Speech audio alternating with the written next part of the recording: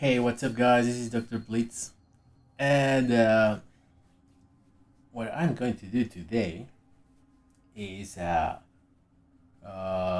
watch the this it's like a demo or presentation about I think it's uninterrupted gameplay for Cyberpunk 2077. It's called Night City Wire. It's been a good week with announcements, plenty of announcements. They've shown games, gameplay for some games as well. Um, I guess. Oh, during the presentation on Tuesday, the New Game Plus Expo, they show plenty of Japanese games, which are usually what I enjoy the most. But uh, while what that was happening, there was an earthquake here in Mexico, and my the lights went out. So I think I wasn't able to watch it fully, so I didn't uploaded my reaction to that. But yeah, Cyberpunk is a game that I'm quite interested in. So yeah, let's check it out. I hope the audio is good. Your end.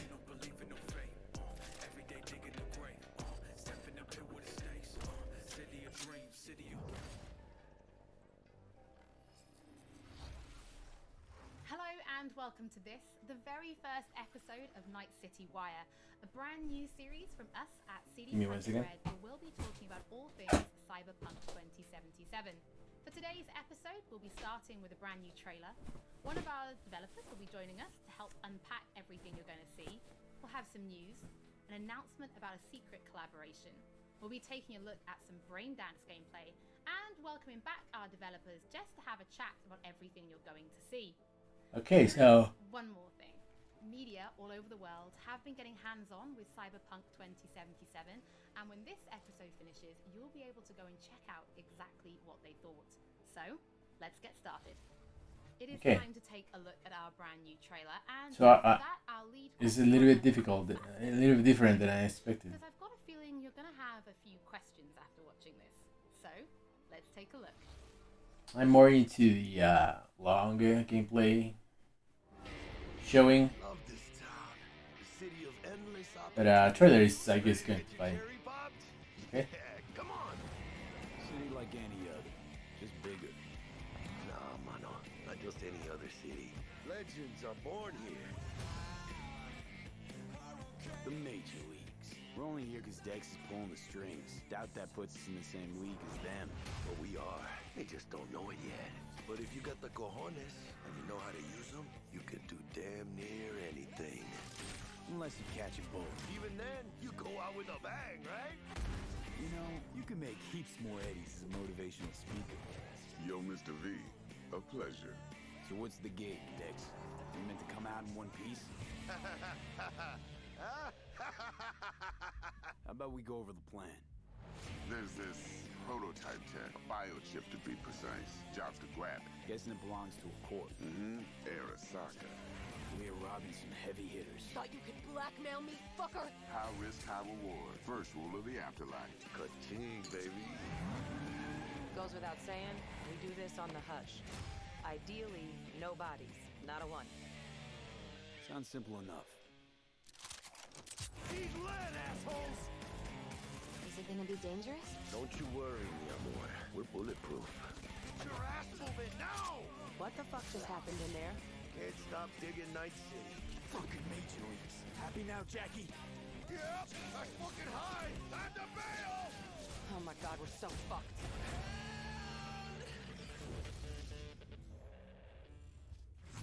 Dex, what the fuck? Can't risk it, V. And you, who are you?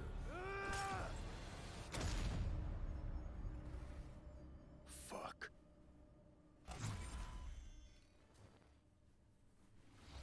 So the trailer contains footage from the game's prologue only, but there was an awful lot in it. So, Pavel, why don't you try and help us unpack everything that we just saw? Prologue only. I can try. So, what you have just seen is only the prologue of the game. So that awesome stuff is only happening in the first few quests. What the trailer shows you is really our stage, the Night City. You know, this gigantic city built of 6 complete Yeah. surrounded by the 7th one that we call the Badlands. As a player, Ooh, you wow. are meeting Jackie. Jackie's your friend. Now, they The together tone of it, are it's a little bit trying different than I was for expecting. something that is very precious. They are trying to reach out for this chip of immortality, this gateway to eternal life. Jackie introduces you to Fixer Dexter Deshawn. He's a very important person in a social ladder of Cyberpunk. He is able to provide the player with various jobs and contracts to be able to gather money, to be able to modify their bodies, push themselves to the limits, to put their hands on the chip. But as you can expect, not everything goes as planned, and but to see it, you will have to play the game. There are an awful lot of really cool things in this trailer, and there's a few that I would just love to talk about a little bit more for the people at home. So let's start with talking about a gang called the Mox. Now, we see a few flashes of them in this trailer. I personally think they're really cool and one of my favorites, but can you give us a little bit more information about them? Oh yes, so the Mox is one of the gangs that player is going to interact with throughout the game. The Mox is the gang that has been formed in 2076 after death of Elizabeth Borden. She was called Lizzie. Now, she was an owner of a brothel and former sex worker, and she was protecting working guys and girls from harassment, from abuse, and the gang is really continuing her mission. And as a player, you are going to interact with that gang, meet multiple different NPCs, and craft your own relationship with them, and understand what they are all about. So earlier on, you did mention a 7th district, a place called the Badlands. Now, we saw a That few looks shots cool. of this in the trailer, but I'd love I mean, you that to give us a sounds bit more cool. detail about the district outside of the city walls. Okay, so the Badlands is this like dead, dried out space going around the whole Night City. And as a player, you'll be able to traverse that space in your car or motorcycle. This is a space that is inhabited by the nomads. Nomads are living in different families, and they are traveling across that space in convoys made out of the cars. I'm actually a little happy that they pushed back this game a little bit. Content that has been prepared specifically for you to get that awesome feel of the Badlands as an area. In the trailer, we also saw like a completely metal creature. Now, he didn't look like he was from the Maelstrom gang. This looked like something else. So please tell the people at home, who is this giant metal monster? Okay, so that big dude, that was Adam Smasher. He has been introduced in pen and paper in Cyberpunk 2020 by our senpai Mike Pondsmith. Senpai. Adam Smasher is a fully converted cyborg. He was always a loyalist of Arasaka. And time has changed, and in 2077 he had to find his own space in Night City. But to find out, you'll have to play the game. In this trailer, we do see some flashes of a Ripper Doc called Victor Vector. I think if people have watched our previous gameplays, they might remember him. But I'd really like for you to give the people at home some more information about what Ripper Docs are and how they'll be interacting with them when they play Cyberpunk. So Reaper Dogs in our game, they are surgeons. They are like a specific type of a job in the social ladder of Cyberpunk.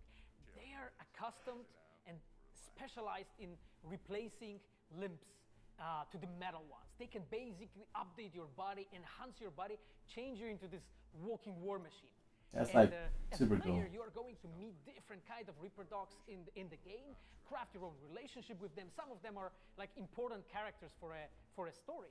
Through that, you will invest eddies that you're gathering to turn your body into this tool that allows you to survive on the streets of Night City. Pavel, thank you so much for joining us. I know you'll be back later in the episode because you're going to be helping us to analyze the Braindance gameplay. But before that, we do have some news to share. Earlier in the year, we announced that if you pick up Cyberpunk 2077 on Xbox One, you'll be able to play it on Xbox Series X when the console launches. And just in case you missed it, it will be the same for PlayStation players as well. If you pick up Cyberpunk 2077 on PlayStation 4, Yeah, so on PlayStation 5 they delayed this when it game. launches. And that's not all. There will be a free upgrade for Xbox Series X and PlayStation 5, but we'll have more details on that soon. Tonight's City. Before we reveal our first look at the Braindance gameplay and welcome back our developers for a chat, there is just one more thing we want to announce. Something that we've been working on in secret. I really want to upgrade. We are very excited to announce our partnership with Studio Trigger and Netflix to bring you Cyberpunk Edgerunners, a standalone anime set in the Cyberpunk universe, which we've been working on for some time now. Edgerunners is due to launch in 2022, but for some more information, let's go to the team. 2022. Is Cyberpunk going to be like a live game? Hi, my name is Saya Elder. I am the Japan-based producer for Cyberpunk Edgerunners. What I do basically on this project is that I am a fixer, to put it in the words of the Cyberpunk universe. We are a game company. We are a bunch of nerds, and wherever there are nerds, there's going to be anime fans. So it was always a dream for us to make anime. When we began this project, we were certain that we didn't want to make a recreation of the game. Cyberpunk Edgerunners is a standalone story set in the same universe. The stage is still Night City, but everything else is totally new.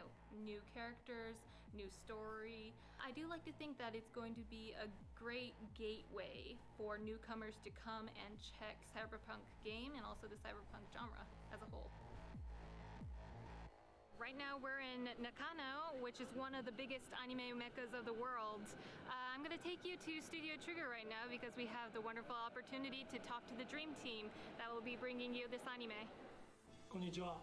トリガーの代表取締役の大塚です。監督の今石です。キャラクターデザインを担当する吉成です。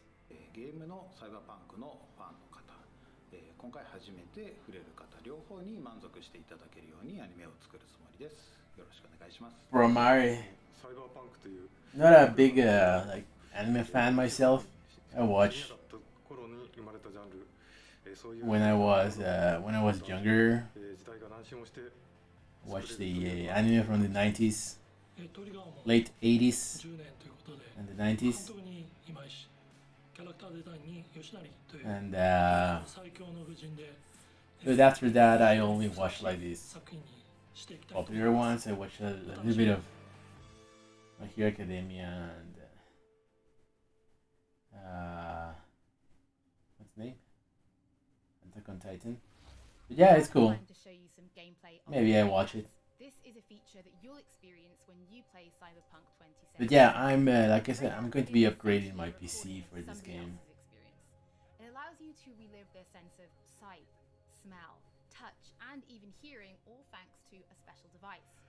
After the gameplay, I will be welcoming back Pavel Sasko, and we'll also be joined by Patrick Mills, our senior quest designer and all-round lore master, who will be helping to answer your questions and give you some explanation on how you'll be interacting with Braindance when you play Cyberpunk 2077.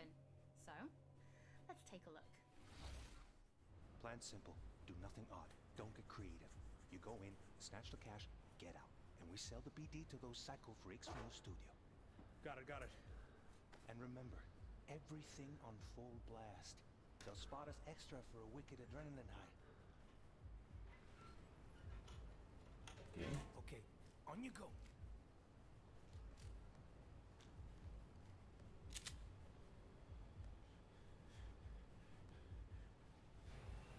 Down, everybody, on the ground. I want to see you kissing the flooring. Money, now, or I will fucking drop you. I swear to God. Well, yeah, hey, now, before I blow your fucking head off.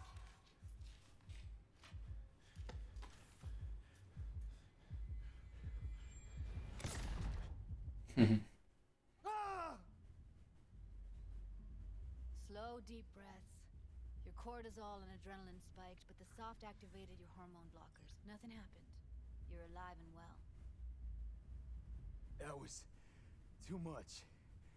Could feel the guy's pain, his stress, his hope. Hope wrapped up in something else. Mm-hmm. Probably took a booster just before.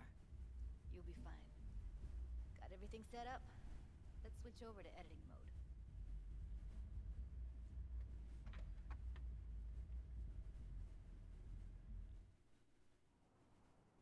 Sever the link to the BD roller's sensory array, you'll be able to look around freely.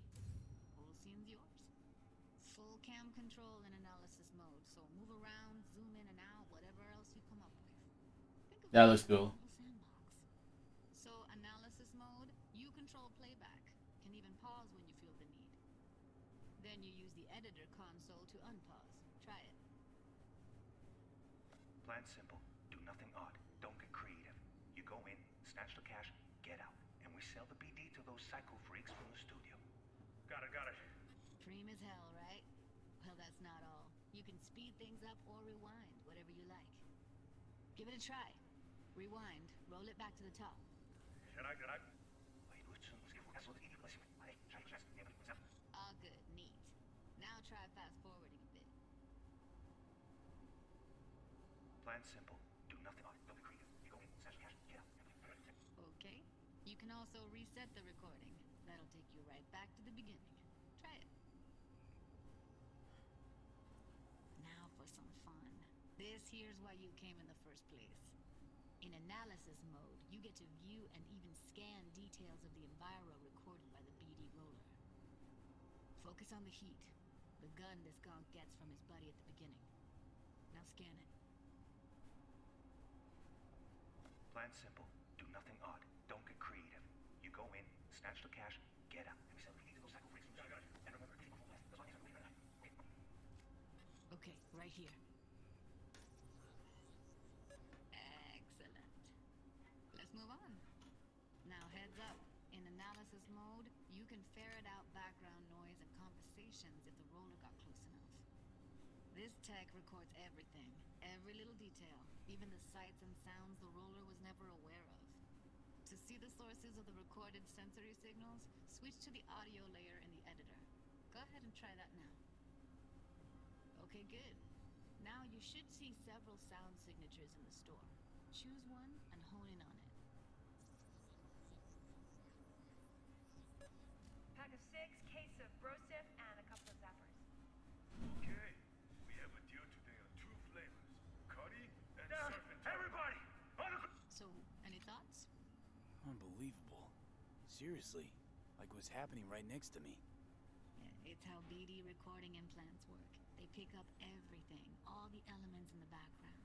Then an editor tweaks them, makes them pop. Keep playing with the sound, explore it a bit.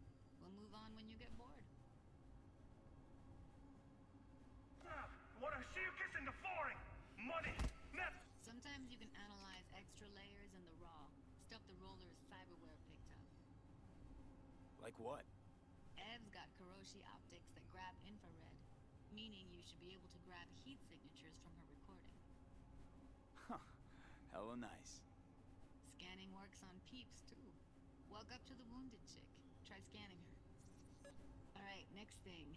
Scroll forward to the part where our artist gets a lead injection. Or I will fucking drop you, I swear to God! Well, now, fucking head off!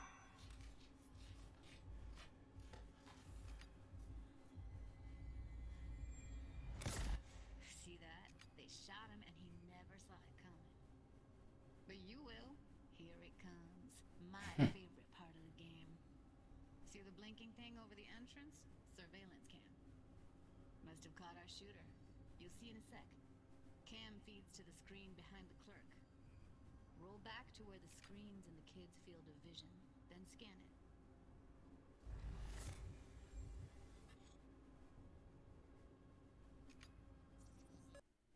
Whoa. Come on.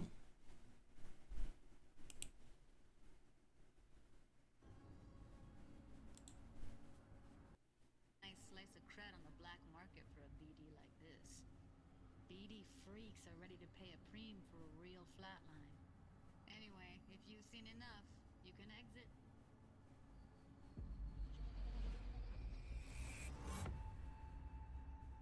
Yeah, it's impressive, right? It's too bad most of the BDs we do here are only good for flogging the log.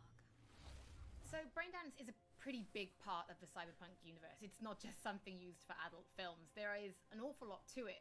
And there's two sides I'd really like you guys to help me explore. First is the lore. So how this actually fits into the universe, and then there's the gameplay side, so how players will be interacting with it. So Patrick, could you tell us more about the lore of Braindance? I would love to.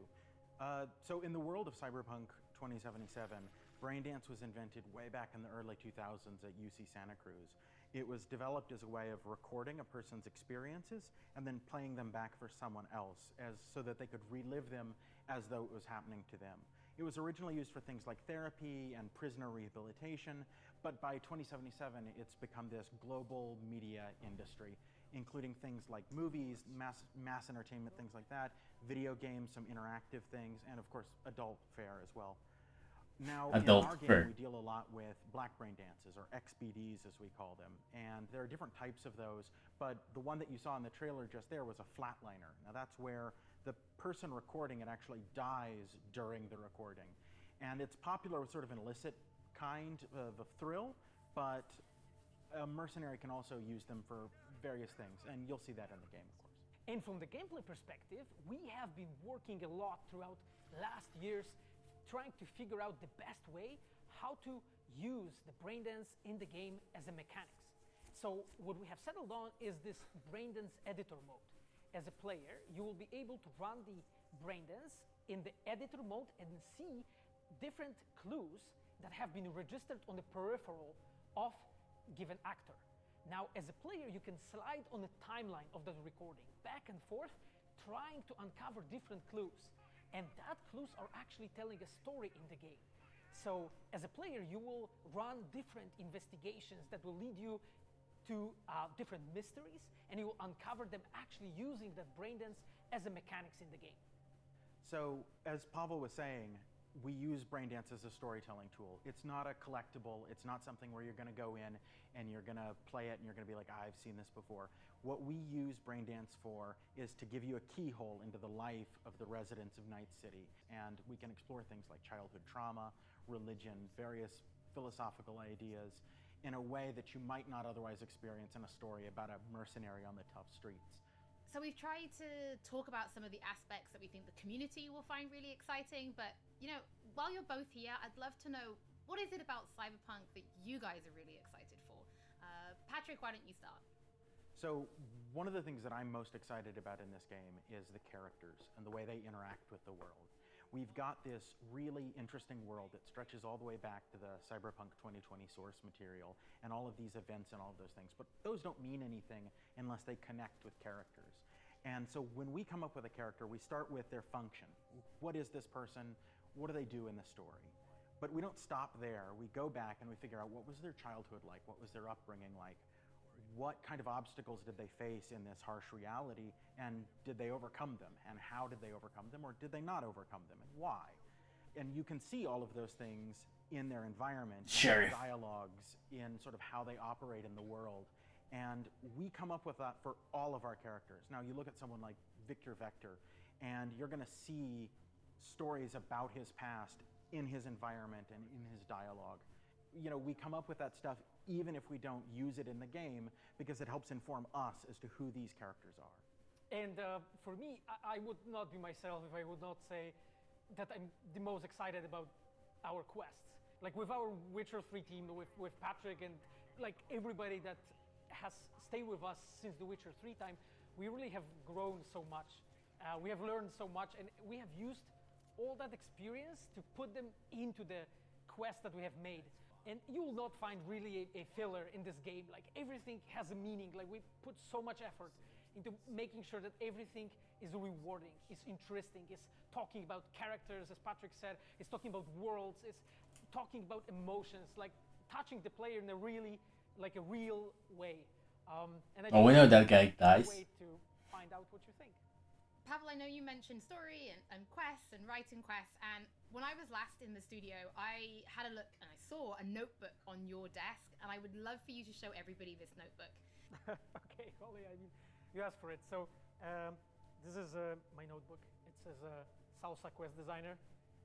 The reason is because I dance salsa, and I'm a quest designer, so you know.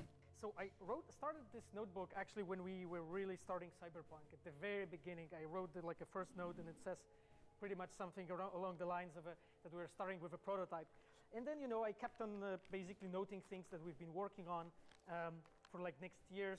I remember once when our concept artists actually approached me and they said that they want to take a look on my notebook. I was like, what for actually? And they took some pictures and they told me, yeah, well, because we are looking for a reference material for notes of a psychopathic killer. Yeah, well, you may find maybe some of my notes in the game. Pavel and Patrick, thank you so much for joining me. I'm pretty lucky because I have read some of the stories that you and the team have written for Braindance, and I'm pretty excited for people to discover them. But before we do finish today's episode, there is just one more thing we'd like to talk about. Earlier in this episode, I mentioned that media have been getting hands-on with the opening of Cyberpunk 2077, and they should be posting their impressions right about now. And if you missed anything from today's episode, don't worry, we'll be uploading everything to our channels very soon. And finally, on behalf of everybody at CD Projekt Red, we just want to say thank you so much for joining us for this, the very first episode of Night City Wire. But don't worry, we'll be back with episode 2 in just a few weeks. So, we shall see you soon. Nice. November 19th.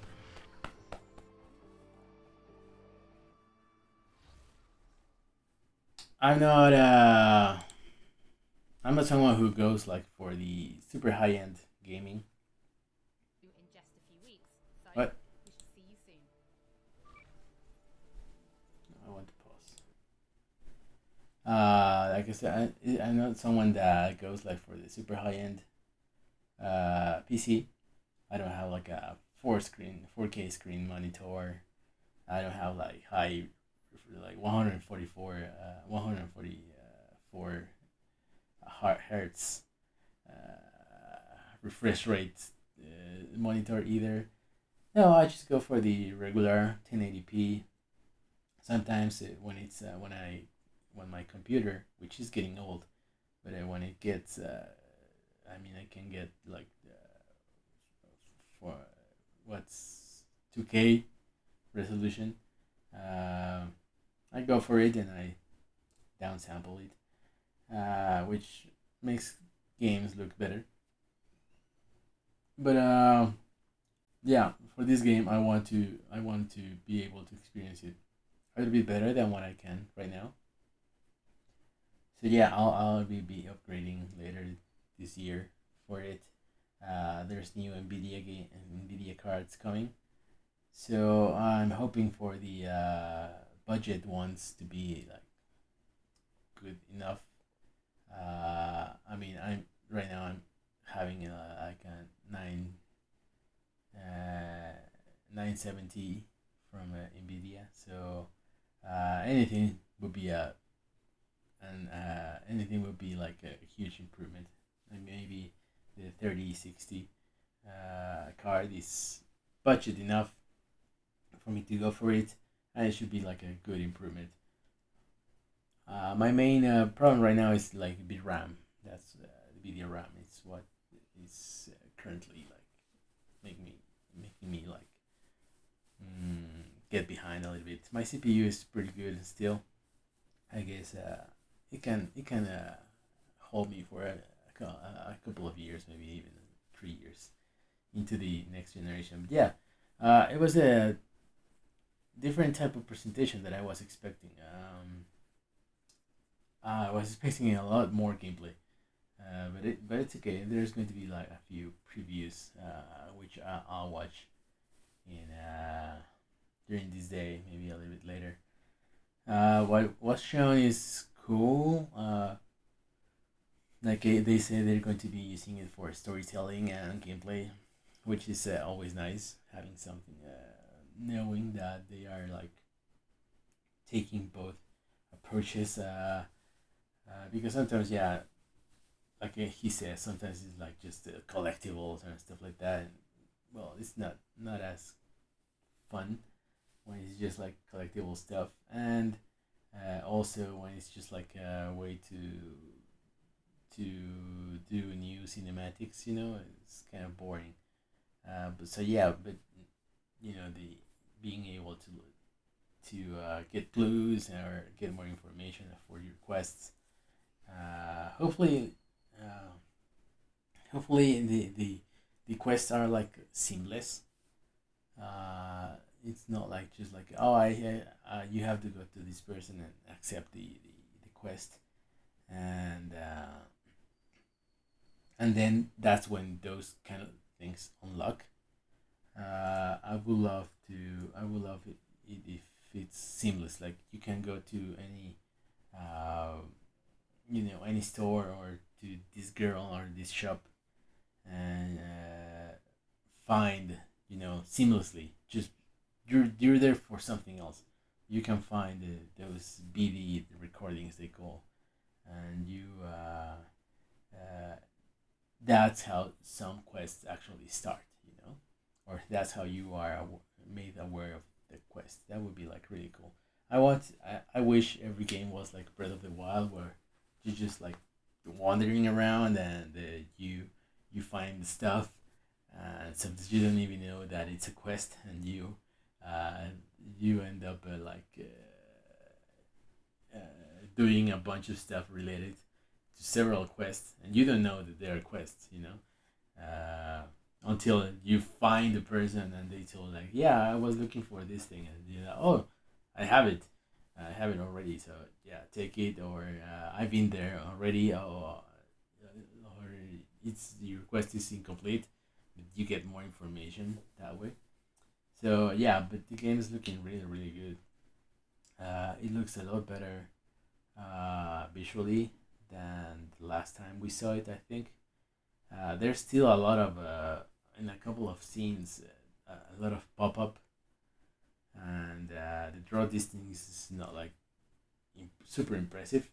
But like I said, I'm not like a graphics type of guy. I really like. I know when I notice it is very rare. I rarely notice those kind of details, which means that it's pretty bad, I guess. So I hope people don't get like discouraged by that. But I really don't care. I mean, as long as the frame rate like it doesn't freezes, I don't even care if sometimes it has like dips below 30 frames per second. But yeah, I'm guessing that the PS4 and Xbox One are going to be like not a real ideal situation. I'm guessing the they're going to be like very difficult to play the game on. Uh, Mostly because of the frame rates and those kind of things, like the pop up and draw distance and stuff like that. Is going to be like pretty bad. But if that's the only thing you have, that should be okay. I just want to upgrade enough for me to be able to maintain the 30 frames per second. You know, if in PC that's like sacrilege. I'm going to try for the 60 frames per second. Like I said, I will try to improve my PC in the coming months, especially when the new Nvidia cards come out, so I can upgrade. And the idea would be for me to be able to play 60 frames per second and at good looking game, 2010 at 1080p. Because I won't be refreshing my monitor this year. It's been a little bit bad year for me and for everyone else, I guess, most people. So yeah, no, but it was a very interesting. It was an interesting look. The trailer was cool. Like I said, it only showed prologue. Uh, the tone of the trailer was a little bit like too, for me, it looked too much like GTA, Grand Theft Auto, like a little bit more playful than I expected. It may be the choice of music, but I don't know. I'm expecting this game to be like super dark or at least I hope there's a way for you to play it that way. Like you're not like joking around about killing people and stuff like that. Like you really like make it hard for sometimes take some decisions. That would be my ideal, but we'll see. Still, I'm quite excited. I mean, it's not every day that you hear me say that I'm going to be spending money for one game. You know, it's not really just this game. Like I want to play other games on a better like resolution and stuff like that. My idea of getting better hardware is this. I'm not a console. You know, it's the only Xbox PlayStation I've had was the Xbox 360. Uh, so yeah, I didn't have a PS4, Xbox One because I have my PC. You know, nowadays I have my PC and I can play most of the games on my PC. And I can. That's the nice things about PCs that you can upgrade or make decisions. You can decide how to play your games. You know? So a little bit. But yeah, like I said, it's not every day that I upgrade for for a game. You know. But yeah, this is very very exciting. Hopefully, like I said, it's not just this game. Like I know I'm going to be doing this for several games down the line, but this is like feels like a good time for me to try to push it a little bit more. Next upgrade that I do to my PC, it would be like the big one, you know, where you have to refresh everything. Uh, Basically, new motherboard, new CPU. If there's new RAM, I guess I'll have to do that. Yeah, right now I'm just going to upgrade the GPU and that's it. But yeah, it was good. I enjoyed it. I hope you guys enjoyed it too. And those are my impressions. I'm going to be checking some of the other sites like impressions, and maybe I'll come back and talk a little bit more during this stream. I'm going to be streaming my channel is Dr. Blitz K on Twitch. I'm usually streaming mostly Nintendo games. You know, that's the weird thing. That's why I said I didn't have any console like PS4. I'm mostly a Nintendo type of gamer. I enjoy their games the most, and I'll be doing some. I will be playing a couple of. Right now I'm in deep into Demon X Machina, so maybe you'll be able to. Maybe you can check that out. So yeah, thank you very much, everyone, and see you guys next time.